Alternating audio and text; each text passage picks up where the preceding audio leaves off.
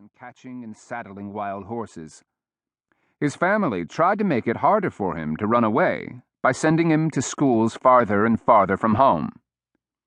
He finally found contentment at the Carlisle Indian School in Pennsylvania, where he began breaking the school's athletic records.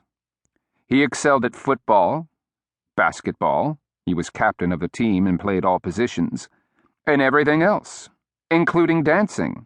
He won the two-step contest. One summer, he played baseball for $15 a week to pick up extra money. At Christmas, he put on a Santa Claus suit and handed out toys to the younger school children. At age 24, Thorpe made it to Sweden to compete in the Olympics, thrilling 30,000 spectators with his track and field performance. President William Taft sent a letter congratulating him on those qualities which characterize the best type of American citizenship. Ironically, it was not for another 12 years that Thorpe, or any Indian, was in fact granted citizenship. All his life, Thorpe, a true hero to all tribes, campaigned for equal rights for Indians.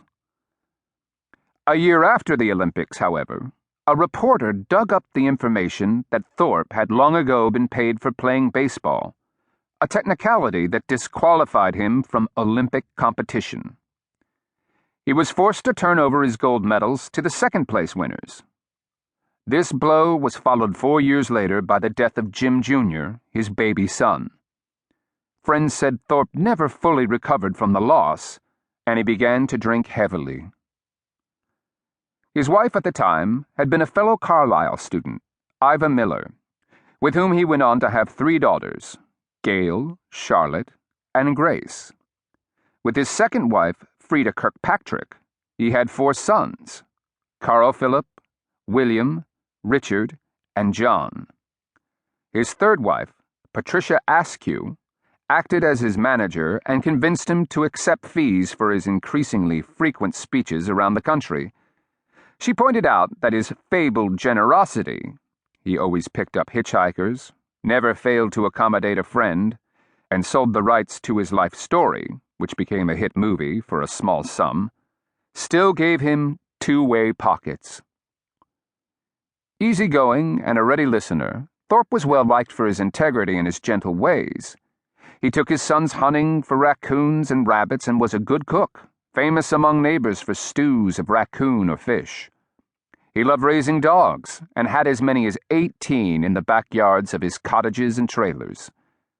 The only thing known to make him mad was racial prejudice. Once during a baseball game, a manager called him a dumb Indian, and Thorpe tackled him on the spot. He never spoke of his lost Olympic medals. Thorpe was voted into 3 Sports' Hall of Fame and won, by a landslide, a poll to recognize the greatest athlete of the half-century. He died after his 3rd heart attack at age 64 while eating lunch in his trailer. 30 years later, after constant petitions by groups who thought the taking of his gold medals was unfair and motivated by racism, the decision was finally reversed. Much paperwork later, the medals were again presented in a ceremony attended by 6 of Thorpe's children.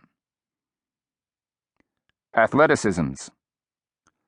Thorpe and the rest of the Carlisle football team didn't think they stood a chance against the U.S. Military Academy at West Point, a much more accomplished team. Then the Carlisle coach reminded the team that the fathers and grandfathers of the West Point players made up the army that had fought and defeated the Indians. Carlisle won the game 27-6. Playing for West Point that day was Dwight Eisenhower, future President of the United States, who noted of Thorpe that, on the football field, there was no one like him in the world. Thorpe's Olympic triumph consisted of the 15 grueling events that make up the pentathlon and decathlon, regarded as the ultimate tests of physical strength. Presenting him with his 2 gold medals, the King of Sweden was moved to say, "Sir, you are the greatest athlete in the world." Newspapers reported Thorpe's simple response, "Thanks, King."